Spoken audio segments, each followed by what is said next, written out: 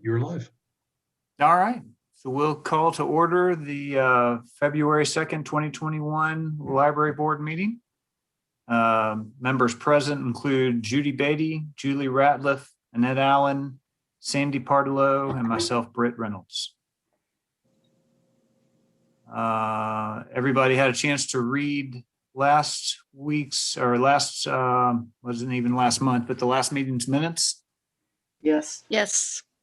Yes. And so we've noted a couple of amendments, which include the total on the checking account, and then the dollar amount on J&J's bid, which should reflect $759,800 instead of $789,800. Any other corrections to be made? Nope. Nope. So is there a motion to approve the minutes with those corrections? I so I move. move that we approve the minutes with those corrections. All right, is there a second? I second. All in favor? Aye. Aye. All right. Minutes approved. All right, new business, discussion of contractors. Everybody has seen the bids and had a chance to compare. Yes. Mm-hmm. So to allow for discussion, I suppose I'll start with a motion that we select the bid from Winset for $735,113.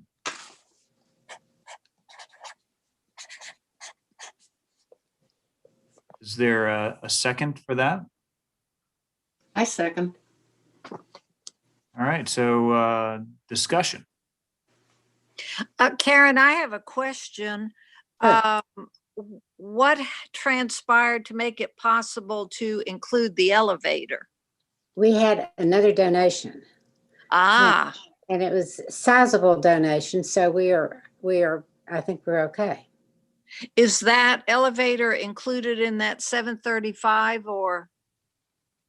Yes. 759. Yes. Okay. Okay. Well, that was good news. I know, it was wonderful news. Yeah. I have a question.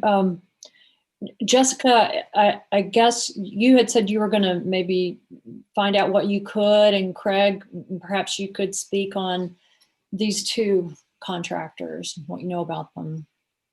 Sure, and I put together a little comparison sheet to just help distill the information down to kind of very basic points and help get it side by side. So if you all are okay with it, I'll try to share my screen and you guys can look at that and we will get it together.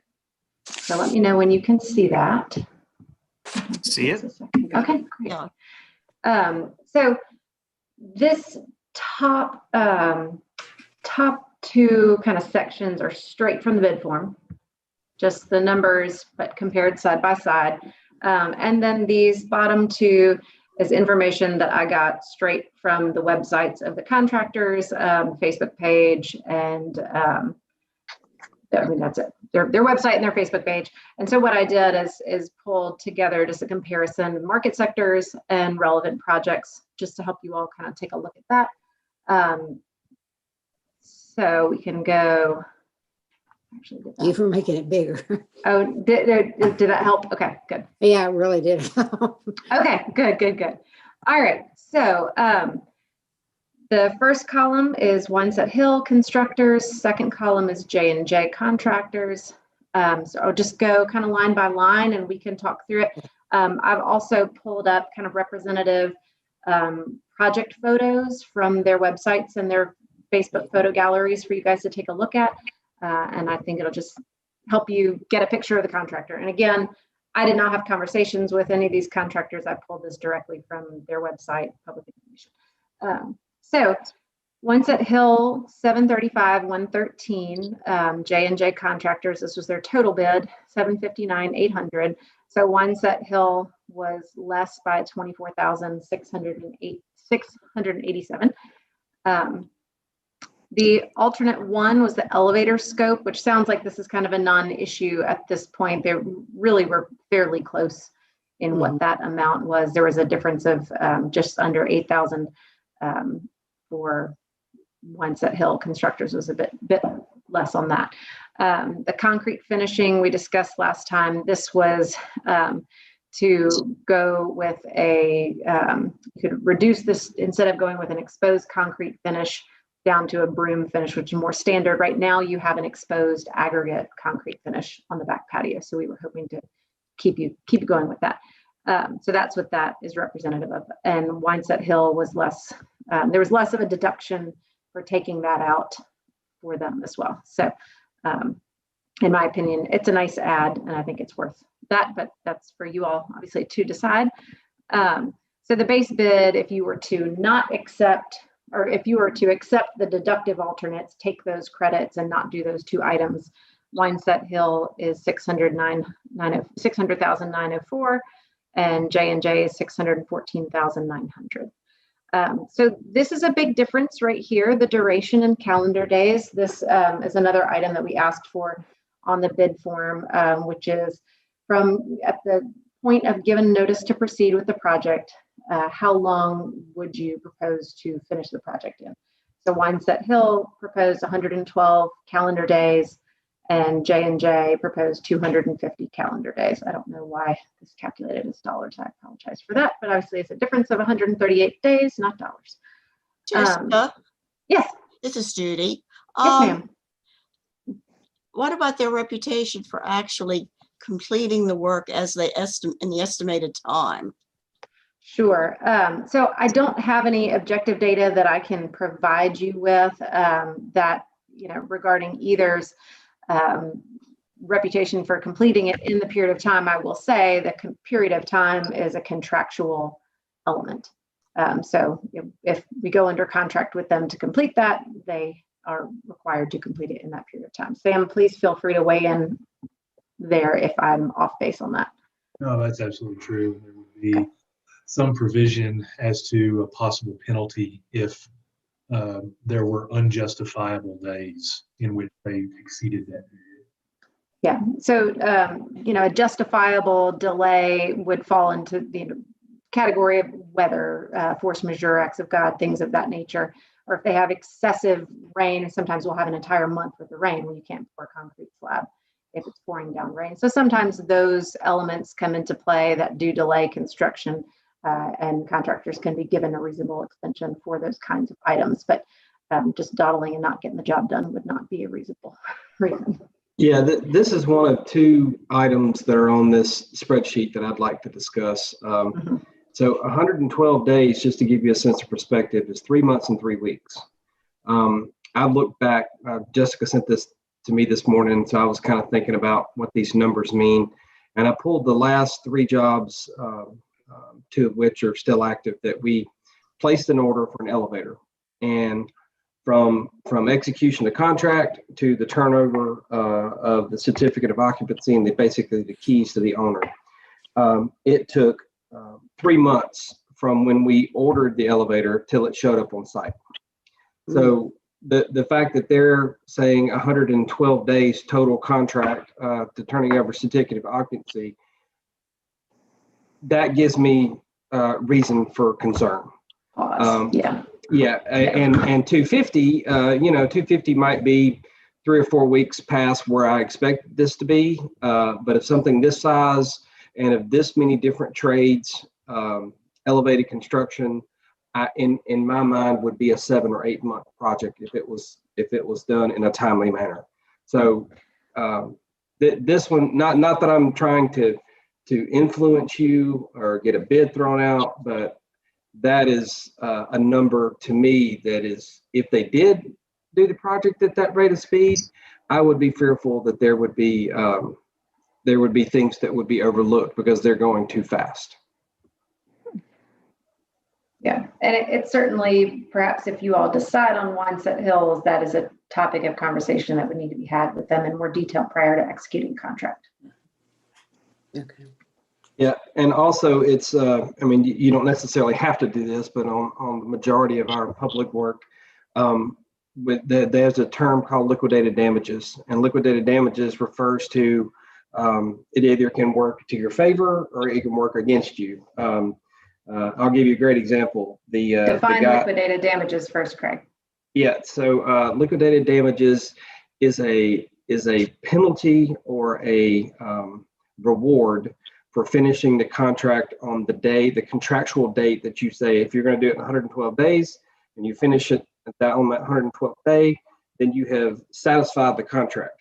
If you go 113 days and you're 1 day over, if there is a dollar amount associated with liquidated damages, say it's $1,000 a day. If they finished in 113 days, they would owe you $1,000. And I'll give you the most recent example of that is all of the work that's happening downtown with the highway, right? Their liquidated damages are about $6,000 a day, and they are 9 months over their contract date. Ooh. Okay, but they got paid a lot of money, so that doesn't really hurt them. They're just making less profit. In this case, not that I'm saying that we should levy a liquidated damages, but it is certainly something that is very common on a public project. What about this reward? Does that mean if they finish a day early, we have to pay them $1,000? Typically, it's if they finish like way early. Like we have several hotels that, they say it's 12 months, and if they can do it in 11 months, they get a $100,000 check. Whoa. And that's usually more for projects. I don't see this on every state project where there's a reward for finishing earlier. That's typically assessed when a project is a profit generating asset, like a hotel. If you open a month early, well, that hotel just got an extra month of revenue that they weren't expecting. Yeah. So they, as a incentive to the contractor to do that, they share the profit. Yeah, that's a pure incentive driven item. I wouldn't say that would apply on this job. I would not recommend it. And Sam, you may need to, I'm not sure if the town typically assesses liquidated damages or not. It's something we kind of look at on a project to project basis. It's not something that necessarily happens in all, but we have had that in some of our larger construction projects in the past. And it's good if a delay in the schedule is going to cost the owner income revenue, then that's a larger reason for doing so. This is too loud. So, any other questions on the duration? Concerns about that? If it really took, when do you think they could start? I mean, I know you don't know this, but would it be unreasonable to expect somebody to start March the 1st? Is that or February the 15th? What do you? It depends on the town's contract period. So if it goes before council on the 8th and is approved by council on the 8th, then the town will have to execute the contract for that. So that's probably a question for Sam. Okay, Sam, I don't know that March 1st wouldn't be an unreasonable time period. Once the council ultimately votes based on y'all's recommendation, if that's made tonight. And then they're able to vote on Monday at their next upcoming meeting. Then once that resolution has passed, we would be able to issue a notice of award. And then once we had one other aspect of this, which I don't think there's any worry about, but just something that needs to be mentioned, is the money aspect. Yeah. That money will need to be transferred into a certain place prior to any sort of notice to proceed, or maybe even the notice of award being awarded. So just wanted to how do we find out that? I can make sure of that. I don't think that's any concern as far as being able to make a recommendation or anything tonight. Okay. So, but yeah, then it'll just be a matter of entering into a contract and issuing a notice of award. So I don't think March 1st is out of the question. by any means. A lot of it depends on the availability of the contractor and things that are a little bit out of our control, but. Well, I if think it that's were March a the 1st possibility. and we went with J&J, that would mean they wouldn't have to be through till the end of October. Yeah, Well, actually, a week that's what into you would- November. It would be That's pretty close to late. the end of the year, I think. Yeah, that's really late. And, we would No, really not quite. love the idea of maybe being through by the summer, but That's a little over 8 months was their time frame. yeah. Okay. I would say that whichever contractor is chosen, this is something that can be discussed with them. I think the point that Craig makes is excellent. Whenever you have, you can see these other numbers are fairly close together in the grand scheme of things. They're pretty much in line with one another, and this is somewhere where they differ drastically. Mhm. So what we need to consider is which one is, closer to maybe what we would expect for the scope. And like Craig mentioned, the elevator lead times is certainly something to consider. And then, so which one truly is the outlier? And so it might be that having that conversation with Winesett Hill, their number may need to expand a bit to account for the reality of current elevator lead times. And alternately and equally, a conversation with J&J may find that we could compress that schedule a bit. Well, do you talk to them about that? Who talks to them about that? Well- The town will basically after such time that we had decided to award them the contract. It would be prior to issuing a notice to proceed, but it would be after the notice of award. Well, what I don't and that's- understand is how could you make a decision about who to reward it to if you didn't have answers to those questions? You just have to hope. Well, there's a fine line, and unfortunately, with the way the government procurement laws work, there's a fine line between, and maybe that's something that would be more along the lines of a clarification question. But if we get into any sort of negotiation, then that's not allowed prior to awarding a contract based on government, the way that the state procurement laws. So does that mean that if somebody says we can do it in 112 days, that they really can be held to that if we award the contract to them? Is that true? I mean, I don't know that this alone would do that. I think a contract definitely would, and I think it's reasonable that the term of the contract would be based on the way that they bid. But again, I mean, we want to make sure that we're getting the best possible products, not just the quickest possible time. yeah. I mean, if I may interject, one of the things I was going to suggest to you all, just as we look at this information, is really to think about, and maybe we even pause this discussion for a moment and let y'all have this discussion amongst yourselves about truly what are the priorities. There's a handful of things at play here, right? There's the costs, there's the duration, there's the contractor's experience. Those are really the three kind of heavy hitters, and just where you all fall in where you place the priority. What do you want at the end of the day when this job is done? You'll say this job is a success because we got it done in 112 days, or because we got a fabulous product. Yeah. We got the best cost. That's a discussion. I tend to, I appreciate Craig's pointing out his concern about the time frame that Winesett Hill's put down.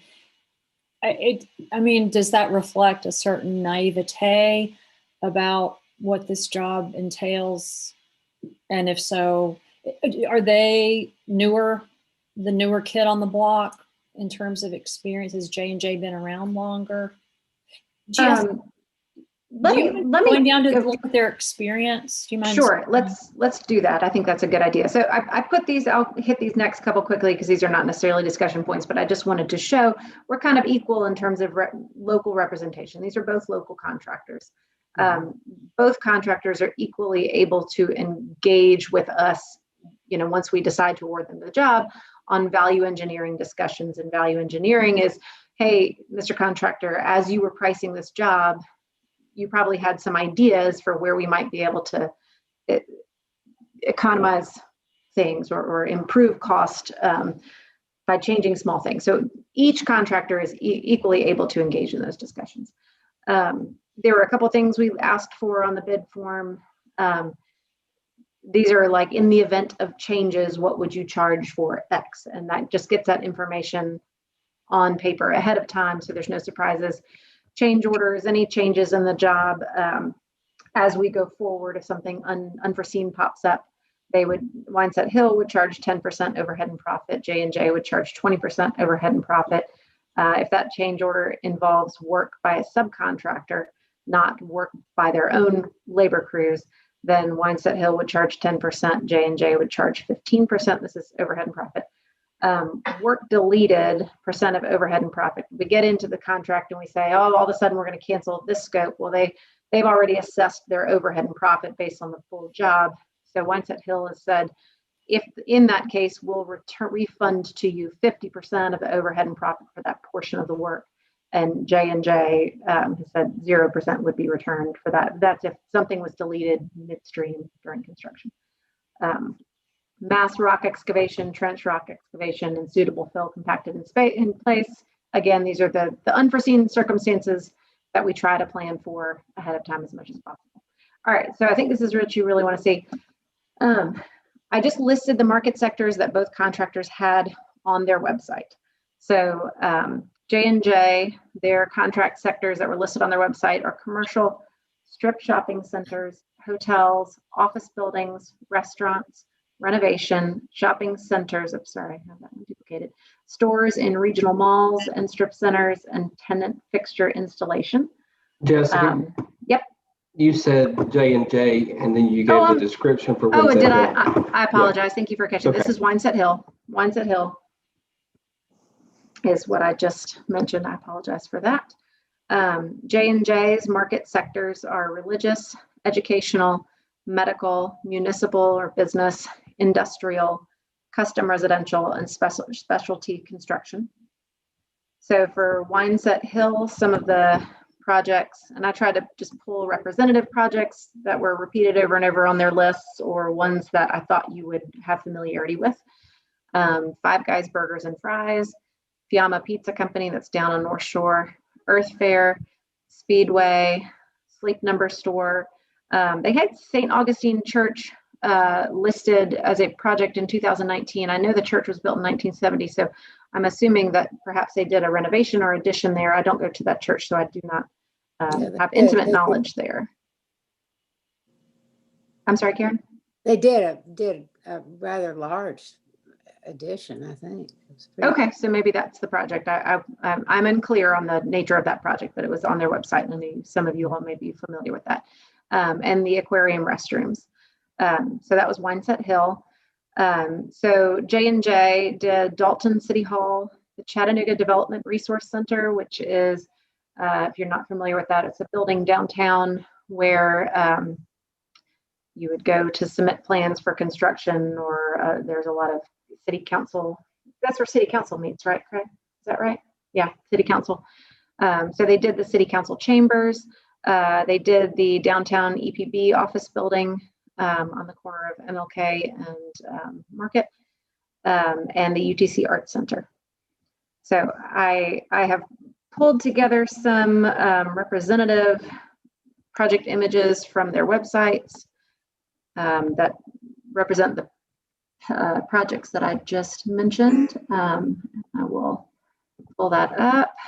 So I'm going to stop my share, and then I will share again. Let's see.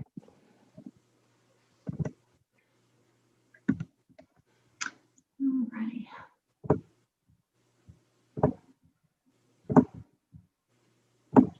Okay, so this is Windset Hill. This is the Brainerd Lodge. Oh, is it? There we go. That's the inside of the Brainerd Lodge. This is a strip center and Windset Hill does not have as much professional photography, so do bear that in mind. The quality of the photography is not as good, but that's not necessarily representative. of the work itself. So I believe this is Fiamma downtown. This is Gigi's Cupcakes. I think those are all I pulled from theirs. So let me pull up J&J's.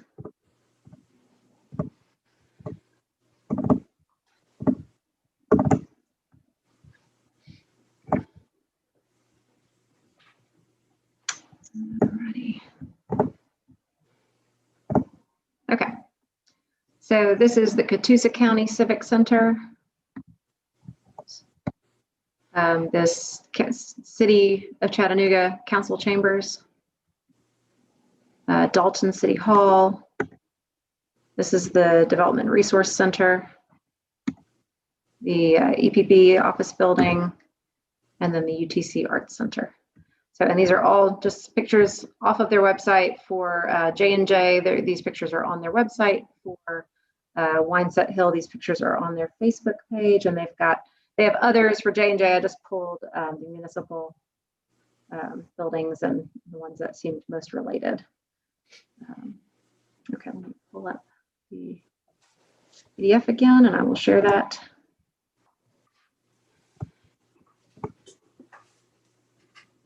Okay. Now, I feel like I need to be quiet at this point and let you all, if you have questions, I'm happy to answer them. And Could you guys speak to Jessica and Craig, how these change order percentages align with kind of the average percentage one would come across? Yeah, from what I have seen, especially with public work, they're both in line. 10 or 20%. I think state of Tennessee limits a contractor to 10% of profit and overhead on any change orders. They seem in line to me. Craig, do you have any other thoughts on that? I would say the 20 and the 15 from J&J is an average in our market, and that probably the 10 and 10 is a little low. But that's just from our particular market, though. I would say it's a little low. Yeah, which is a good thing for you in this case. If you have a change order, they're not going to charge you as much to oversee and make profit off of that added work. So I mean, nothing strikes me as odd or outstanding here. And do you guys know what the term change order means? Would you like me to explain? Sure. So let's say you have something within the project, and it cost $1,000, and you're like, I don't want the red one, I want the blue one, and the blue one costs $1,200. Then they'll write you a change order for the $200 difference, if it's something directed by the owner as an add to the contract. Mm-hmm.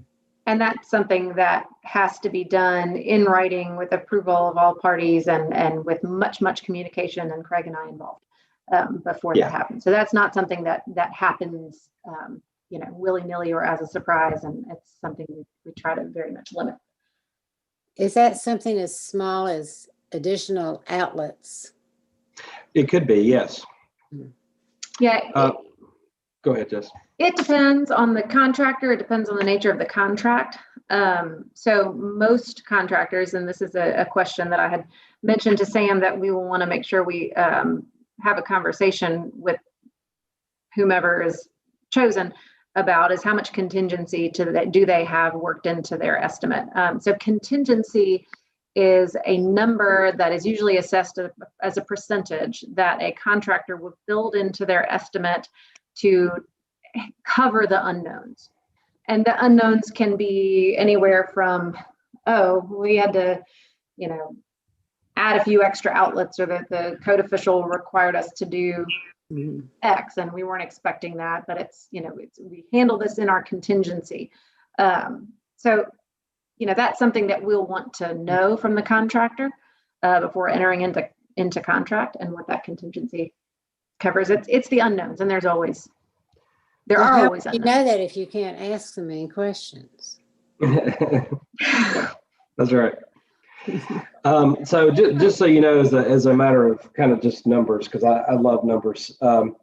So on public sector work, where we're like, let's say at UT, where we're doing a dormitory, the college will actually tell us we want a 10% contingency. So they've got a big, healthy pot of money to handle anything that comes their way. In private work, we see anywhere between 3 and 5%. And those are low, but still it's money because there's always stuff that comes up. No matter what project, I've never seen one that didn't use the contingency. Yep. Even if they got down to the last day and they just wanted to spend the contingency, that's fine too. But 3% of the 759 would be $22,000. So you say, I want to add 3 or 4 outlets, they probably be like, no problem, right? But if you wanted to change the roof from shingles to metal, then they'd be like, well, we don't have enough in our contingency to cover that. Yeah. Okay. So that gives you a couple examples. Okay, Craig, let me ask, or Sarah, either one. It seems to me that J&J has more experience in the public area. Would that be significant?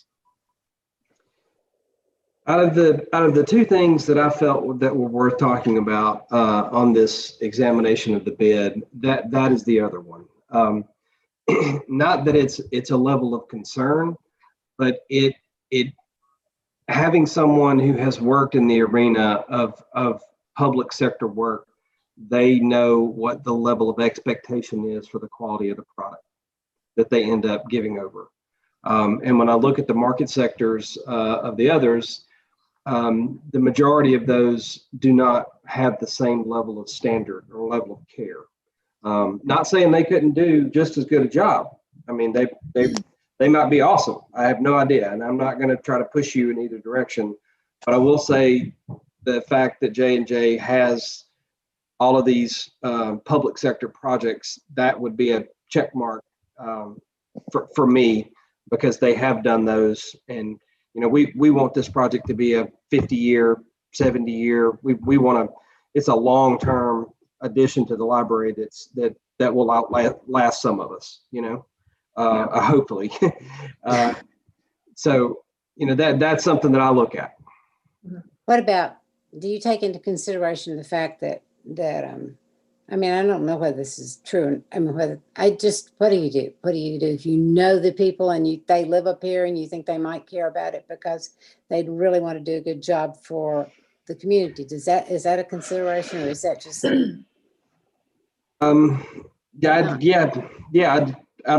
We've done one job with J&J in the last 10 years, so I don't really know them that well, and I don't know the other contractor at all. So you know, if I knew each one of them and knew that they had a passion for their work and do good work, you know, I could probably make a recommendation, but I really can't. I will say with the differential between the two, it's a very small percentage, and it's a toss up. Typically, when we have multiple bids like this, it's a lot easier because they're way further apart. Jessica just did one for state of Tennessee, and it was like 300,000, 305, 313, and 700,000. Right? So like way over here. So, but it was easy to disqualify them because they weren't in the ballpark. But that also lets you know that project cost about 310,000 because 3 contractors said it did. Yeah. So yeah. So, but this one, they're really close together. So, I Karen, I will say, you know, I mean, I certainly there's a component of trust and familiarity that is not to be discounted. However, I wouldn't necessarily let that drive the boat because I think either contractor is qualified and licensed sufficiently to build this job. I mean, either contractor can do this work. And, you know, I think that the nature of their past projects, part of what we look at is what kind of subcontractors are they likely to use, to have a relationship with, to bring onto your job.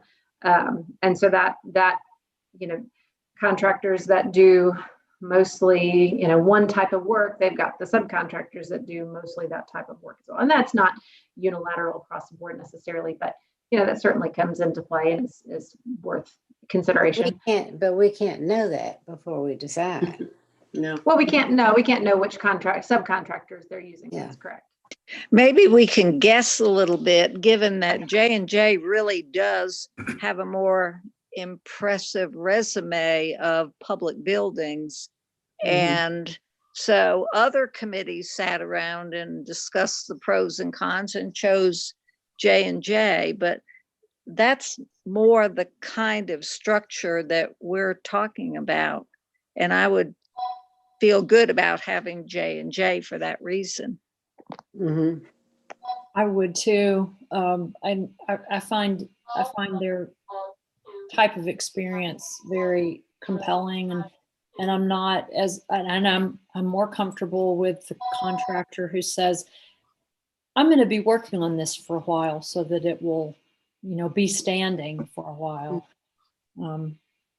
Yeah, I agree. J&J looks like a better option to me. Who will, I should probably know this, but who will be the individual person who will be working directly with the contractors project lead? Most likely me and or Craig from our end of things, and Sam, I'm not sure from the town if that would be you or. Probably be me working in conjunction with you all or a representative of you all, whether that be Karen or someone else from the board, just to make sure everyone stays in the loop. But I think probably day to day likely would be me from the town side. Yeah, And I think typically- whoever's, sorry, go ahead. I'm just saying that whoever gets awarded this contract, they're gonna be annoyed by me because I drive by there at least twice, if not 4 times a day, and Craig lives like 3 houses down from the library. I'm gonna be nosy and I'm gonna pull in and go, "What'd you get done today?" Huh? Craig's gonna be there in the morning with his morning coffee. We love that. And I'm just on the other side of the road. So.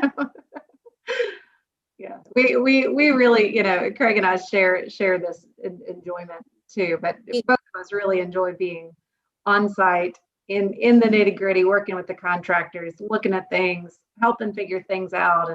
And that's something that gets us out of bed in the morning. So we're happy to do that with y'all. Do you think that y'all have enough? I'm talking about the board because I realize I don't have a vote on this, and that's fine. But did you think you have enough?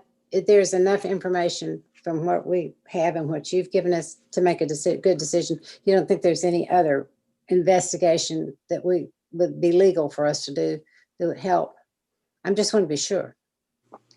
Well, there's always, we could call St. up, Augustine. get references, call up. I could call St. Augustine's, or you could call St. Augustine. We could call somebody like that. But I mean, I don't know who else we could call. I mean, you can't call, well, I guess you could. I don't know anybody at any of these other places. If you were to go on their websites, I'm sure you could, find information about other jobs they have done and be a sleuth. I'm not sure how Sam sounds about that. Feels about that, but that's what I'm wondering, whether is that even worth doing. If y'all don't think it's worth doing, I think that's great. I trust y'all's judgment on that.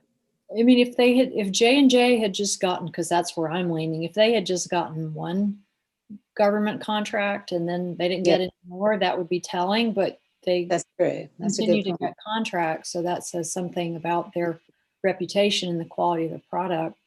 Mm-hmm. And you think that there's a possibility that they could be, they might discuss lowering the amount of days that it would take? I mean, is that even something we would even discuss? Certainly not a guarantee, but we would definitely enter that discussion with them prior to executing contract. So you would do that recommendation. before you would award the contract? Would you talk to them? I mean, see if you can't talk to them. We would award, so we we would issue a notice of award to whichever contract you all choose. Mhm. And prior to actually entering into a contract between the town and whichever entity, we would have those discussions. So there Okay. would still be an opportunity for us as the town to change our minds, for lack of a better term, should we not be able to come to terms on the contract. Yeah, and the reason for that, Karen, is there's two important things that have to be written down on the contract, and that's the contract date and the number of days and the Yeah. dollar amount, Mhm. right? So if we go into this value engineering exercise and say, okay, guys, we need your best, your best minds on this. We need the top 10 things that we can change or just slightly adjust and save some money on the project, right? So they go through that process. They tell us the things, we go through them and like, oh, 6 of these we can do. And all of a sudden there's this little extra money that's on the contract. Well, that number that we negotiate to is what Sam writes on the contract and they're held to. Okay. So we have a brief period of time that we can negotiate with them before they sign the contract. Oh, okay. All right. I didn't realize that. That's Yeah, helpful. the way we would do the resolution would be a not to exceed number, so that it wouldn't commit us to an exact dollar amount. It would just say we're not going to spend more than that. And then anything we got down off of that is just better all the way around. Uh-huh. So, So Craig, your comments on the contingency, in this case, we just don't have any idea what contingency is built in, or is that something that gets established during that brief negotiation? No, the more than likely they're not going to tell us what their contingency is. They always they might, but they always build in contingency because they're let's use big round numbers again. Let's say it's $1,000, right? So if the contract was for $1,000, you and I are going to try to get 10% profit, 20% profit, whatever that profit margin is. And so out of that profit margin, they'll say, all right, we're willing to give up out of that $100, we're willing to give up 8 of it to cover our mistakes or delays or that kind of stuff. So they cover their rear end in their own contingency.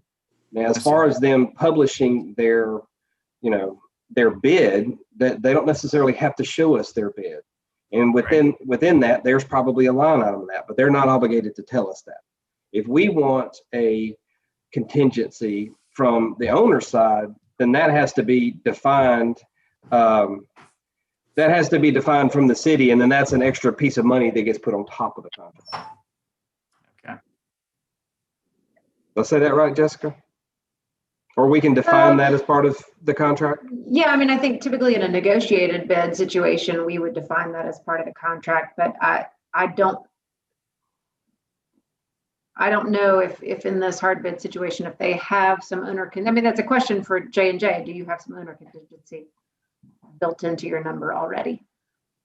State work, they'll give, they work with a maximum allowable construction cost and a bid target. So the bid target is usually 10% lower than the maximum allowable construction cost to be able to account for a 10% contingency that they like to carry into every project. Okay. And so would this be considered? This is considered a government project, I assume. it is not in the same way that the state of Tennessee is going to be doing things. Yeah, they have different procurement processes. Okay. All right. I mean, it would be a question for either contractor in this scenario if there's any owner contingency that's built into their job. Because typically the owner contingency, if you don't spend it during the job, you get it back at the end.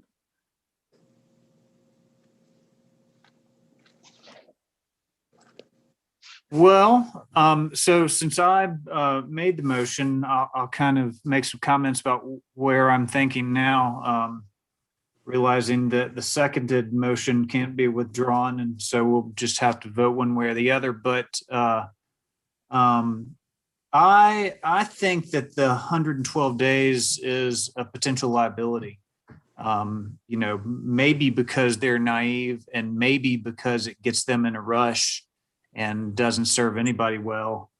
I've made the comment myself, for residential projects, I always like to do, cost plus with contractors as opposed to a bid price, because I hate to see both myself and a builder get into a situation where he realizes too late that he's underbid, and now he's scrambling trying to get out of a project that he's not making any money in. And so he's in a bad place. I'm in a bad place. Nobody's happy. And so I don't want to see that sort of situation. It sounds to me like maybe if we did award this to Wineset, that we could just sort of have that discussion and give them a chance to fluff that number up to a more realistic expectation, just so everybody's in a good place there. If that was our only concern, this sort of portfolio that Jessica's put together is obviously a little less flattering for Wineset. I don't know that we blame them for that sort of thing. I mean, part of that they're just building what their customers design or have them build. And so that doesn't say that they're not capable of building the big, pretty expensive things too. But it's not as impressive to look at, a strip mall versus some sort of arts building, for sure. $25,000 is not small change. It sure would be nice to save $25,000, at least on the front end, that we may end up spending in some other way, or as we learn more about the project. But I agree that comparing the two, they're pretty much in line with each other on everything except for their prospective duration. So anyway, there's my subjective thoughts before we vote. I need to say something as well. I probably need to recuse myself from voting. John Hollingsworth is my hairdresser's husband.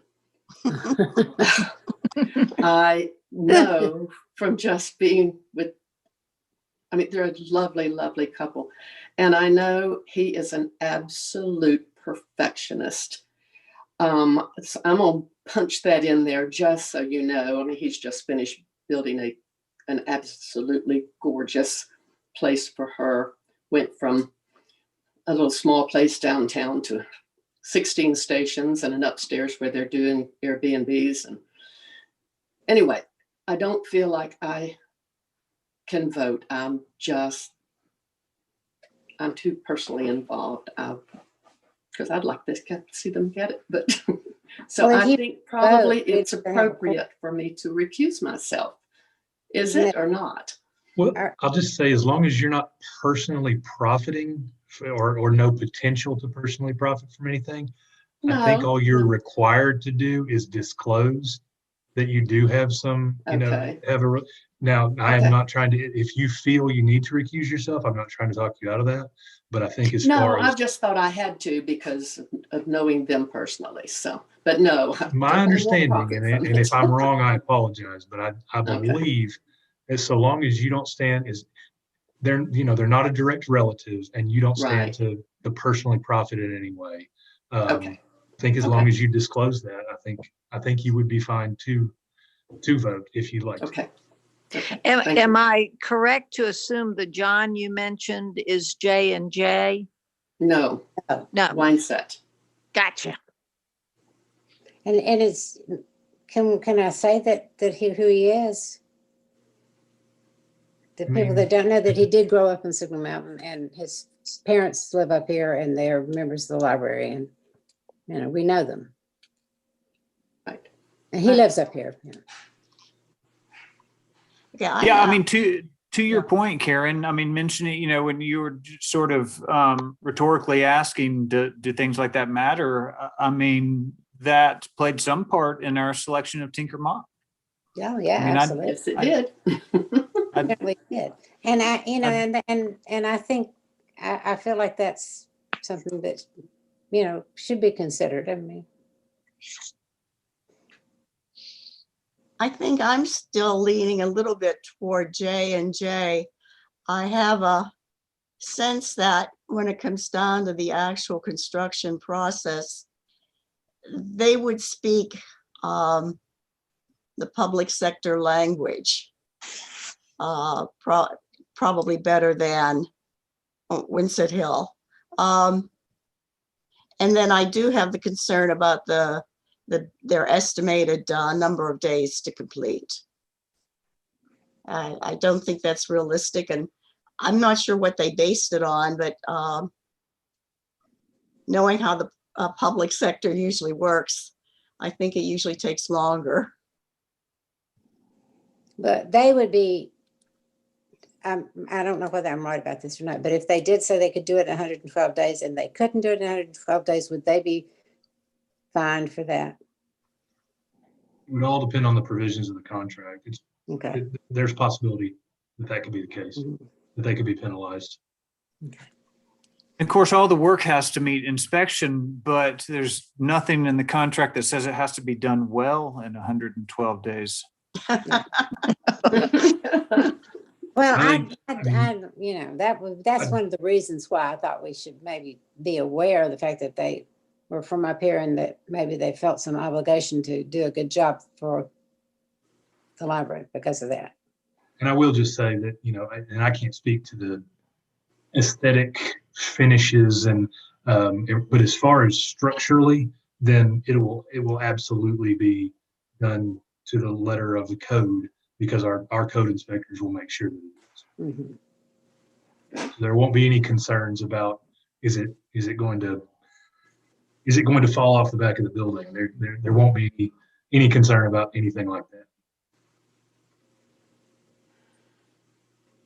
regardless of who you go with. And they are both bound to the same contract documents, drawings and specifications. And when people don't do what we get, what we draw, I get pretty ornery. Well,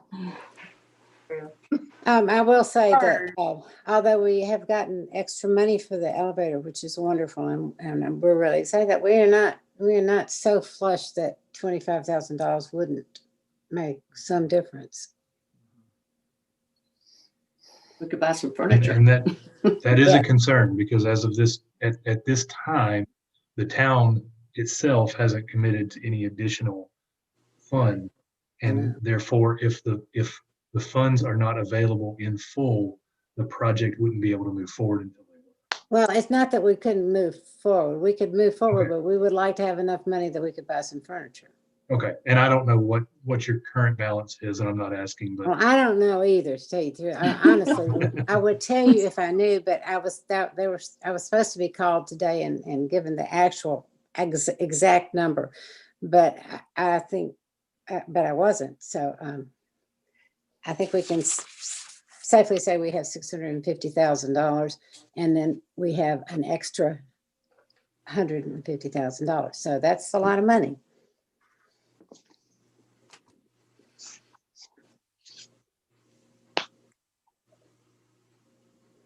And when you subtract each one of them from, you know, each thing, well, you have $65,000 left over.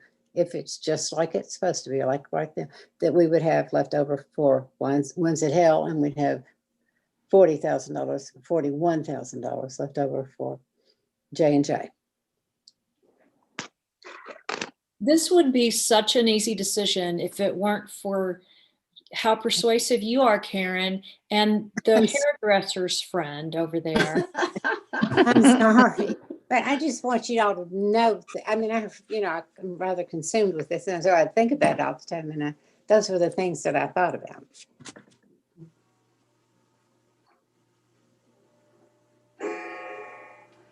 So the elevator, for example, is one of the alternates. When we commit to the contract, we commit including any alternates that we select, right? I mean, those things don't remain flexible after we sign a contract. I'm asking. Yes. So we have two alternates. One is the entire scope of the elevator It's not just the elevator itself. It's the punching the hole in the wall. It's building the outside. It's putting the roof on it. It's all of the electronics that go with it, powering it. So it's a whole scope of work. And that's the way that we fashion the contract documents, is so that if they did the elevator, they would have to accept all of that work as one piece. Mhm. So that has a value that they both have quantified as alternate one. The alternate two is the concrete finish that typically is like what you have at your front door is what's called a broom finish concrete.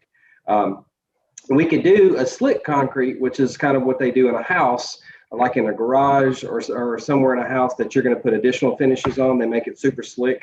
So that's a very common finish, but we can't do that under the reading room because it's a public space. And if it gets any moisture on it at all, it becomes a slip hazard. And then all of a sudden people are suing the library, right? So we, at a minimum, we have to do a broom finish, which means if someone walks across it, they won't slip. So our options are a basic broom finish or this exposed aggregate, which is it was very popular finish, over the last several decades. But it has a premium to it. But it looks nicer. It kind of matches what's there now, which is why we were thinking it would be a good match. But if you accept alternate one and alternate two, then those numbers are incorporated in the total contract value, and then they're obligated to do those. Right. Yeah, you would accept the alternate or decline the alternate. I mean, these are deductive alternates. So if you accept the alternate. So that's the difference Prior to between contract. value engineering and those alternates. Like Yes. value engineering, you could say to the contractor, how much would it be after you've already finished it? Or I don't know when you would say this. Would you say it before you awarded it, or would you say it afterwards? But if we don't put the stone on the outside of the fireplace, the outside of the chimney, Yeah. that could, So, Sam had illustrated earlier, there's the kind of notice to award, and then there's the actual signing of the contract. So those are the decisions that need to happen in between those two things.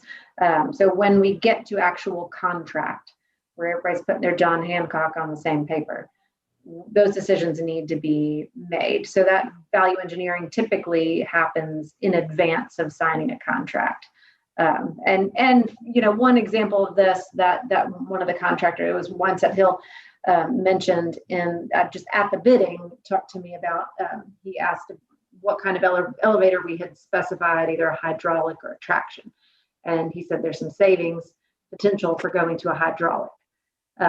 We had expected a traction, and there's a host of reasons that we can discuss and maybe a discussion for a later time. But that would be one example of something that could be potentially VE. Now, we like to be very, very, very, very, very careful about VE, because you might save a little bit of money going to a hydraulic elevator. You might hit rock when you're digging for the piston, and then there went your savings. So, what about if you were going for value engineering, for example, on the stone on the outside of the chimney, would they tell you how much it would be less? Yes. Okay. Yes. Yeah, What we would do is we would approach them and go, we need your top 10 or top 15 value engineering ideas. These are ones that they've already flushed out, ones that they already know that if I use this guy's cement siding instead of this guy's cement siding, there's 10% savings. Or we've got a light, and this light costs $200, but I got a guy down here who can get it for me for $125, right?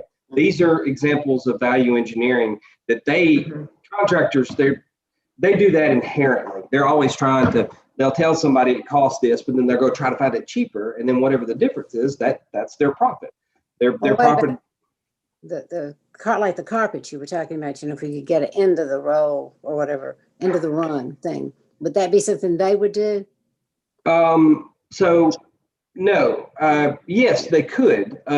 They have connections with the FF&E or the finishes for the building. That's part of the contract as well. But I think you and I were discussing, let's say if we're using carpet tile, and the carpet tile will be in the library edition reading room, and you wanted to recarpet the rest of the library while they were in there doing those finishes, you could tell them, hey, go see what you can find. And if they found something that was the end of a roll or something that was close or something that was 50% off at the warehouse, then that's something they could bring back to you. And and if you were still within that not to exceed, they could change order you that amount of that carpet and just roll that right into their contract.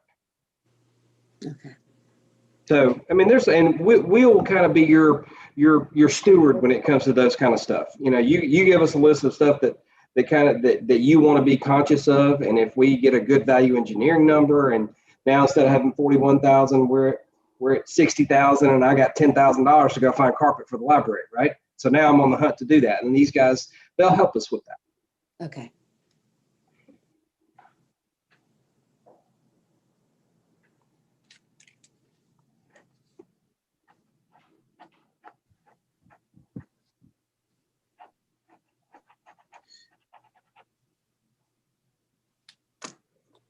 All right, is somebody muted? Well, so should we vote? Any more discussion?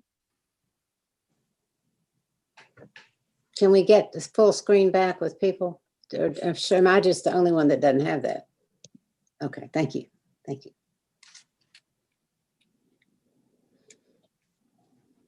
All right, so the motion was to accept the Wineset Hill bid for $24,687 less than the J&J bid.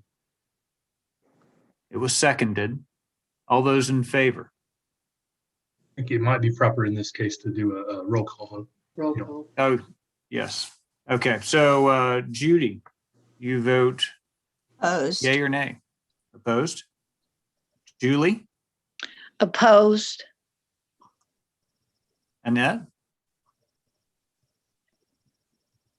You're Negative. muted. Nay. Nay? And Sandy, you gonna Yes, vote or nay? I am voting for them. Yes. Okay.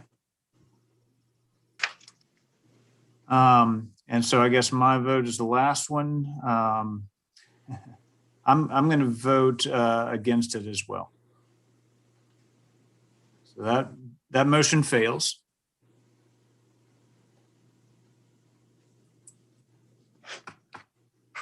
And since I believe someone is probably about to make another motion, if I might, I would just say you may want to, within the motion, articulate the reasons for why, because I believe that will probably be council's first question, considering they are the higher of the two bids.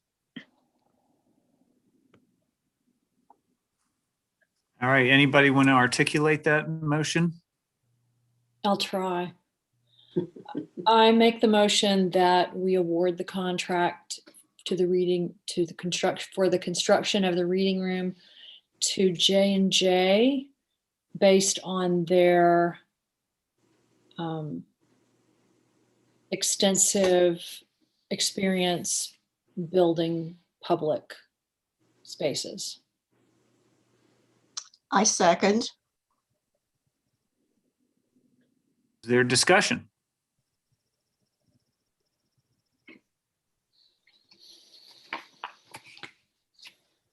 All those in favor? Oh, I'm sorry, Judy? Yes, in favor. Yes. Okay. Julie? Yes. Annette? Yes. Sandy? No. And I'll vote yes as well. So the motion passes.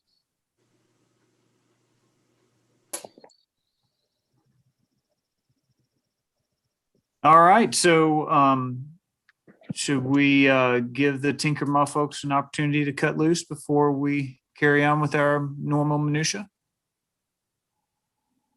Yeah. Thank you so much for all your advice. Thank you. Really appreciate it. You know, we really do count on it and rely on it. Just, Pleasure. Yes. I would like to say thank you for the work that you did. The research you did definitely helped me make my choice.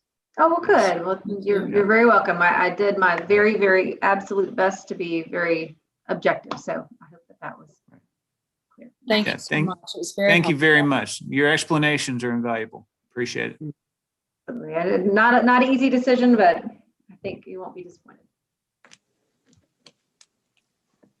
All right. And so do I remember that Ed left us with some bank I have- balance information? You I have it. that? Okay.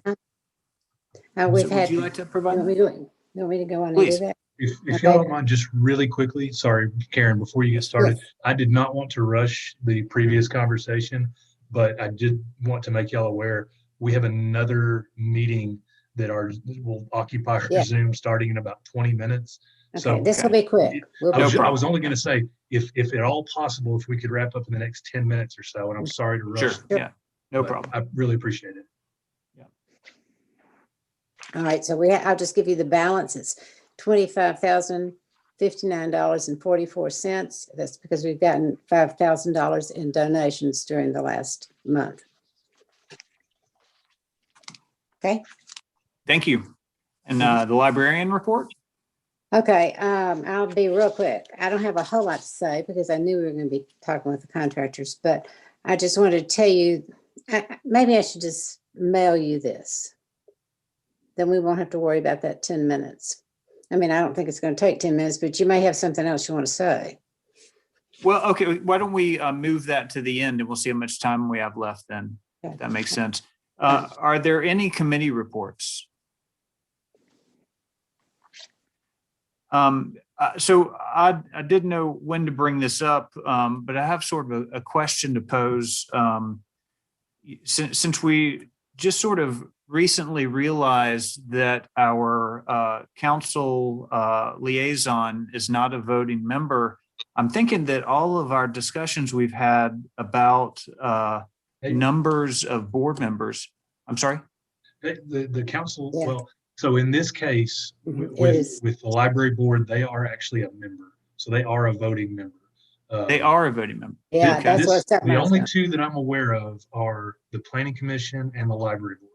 And so Okay. in all other cases, a council member would be a liaison. In those two cases, including yours, they are actually a member of the board, a voting member. Okay. Okay. Well, never mind then. I was going to say, I think we were wrong about our assumption about how many people we need to add Yeah. to the board, but sounds what we were on. So, okay. And- So go ahead. I was just going to say, I've already sent the information to Bo and the recommendations that you made at the last meeting, and he's going to do the resolution that's going to be read on the 8th to Great. accept those people to be.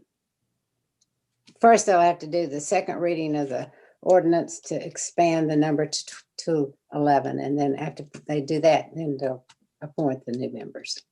Okay. All right. So it looks like we can use the remaining time for the librarian's report. Okay. I was going to tell you about Vicki too. I'm so glad. And I will tell you that when I watched the town meeting last week, when she was really an advocate for us and supportive, and I really appreciated it. I just want to tell y'all that even though we aren't open to the public yet, we feel like we really are able to serve our patrons. And we feel most of them understand and use our reserve and curbside pickup system, as well as our children's grab bags and storytime sacks. One thing we've certainly learned during this strange time is that we play a large part in helping patrons choose books. We always did that, but now we're suggesting titles and checking books out to patrons who have just asked for either something fun or a good mystery or a novel based on history or some stimulating nonfiction. During the process of amassing all these books, we have reacquainted ourselves with our collections. Before we shut down for the virus, lots of the shelving was really done by the volunteers. So now we're doing all that, and it's really good. And we feel like it's been a plus for us to kind of renew our what we actually have in the library. Also, we're all thinking about what books particular patrons might like, and either calling them about it and reserving the books, or just talking to them about it when we deliver the books. So we're having a lot of conversations back and forth, and we feel like that's been really good. One of the challenges of the children's services is keeping track of what the children have already read. before COVID, moms knew what they checked out previously, but now since they can't come in the building and browse, we try our best to make sure we don't give them the same books twice to the same patrons. And that might sound simple, but sometimes we have some patrons that have 4 or 5 kids and they come once a week and they get 5 books each. So that's 25 books a week for each of these people. And we have to figure out, be sure we're not giving them the same thing. And it's been good because we have really expanded what we know about in the children's section. And the payoff, of course, comes when mothers tell us how much they and their children have enjoyed what we selected for them. A gratifying comment that we often hear is, we love how your choices have made us read books that we never would even have tried. So that's nice. We love that. And as anyone who works in the library knows, connecting people to books is why we're here. I want to leave you with this quote from Nashville writer Margaret Wrinkle, whose column appears regularly in the New York Times. I just love this quote. I think I will like it too. A book does not beep at you, spy on you, sell you out to marketers, interrupt with breaking news, suck you into a doom-scrolling vortex, cease to function in a nor'easter, flood your eyes with melatonin-suppressing blue light, or otherwise interrupt your already troubled sleep. I just Very love good. it. All true. That's it. Thank you very much. Thank Karen, y'all.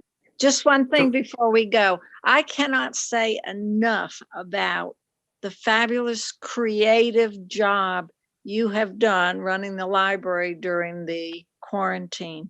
It is Amen. amazing. Amen. Amazing. Yeah. You're here. It's almost Absolutely. like service has improved in the pandemic. Well, we do feel like we're closer to people. It's been fun. That part of it has been really fun, but we would miss having people in the building. Okay. All right, our next meeting is March 15th. Is there a motion to adjourn? So moved. Second. All in favor? I Aye. We're adjourned.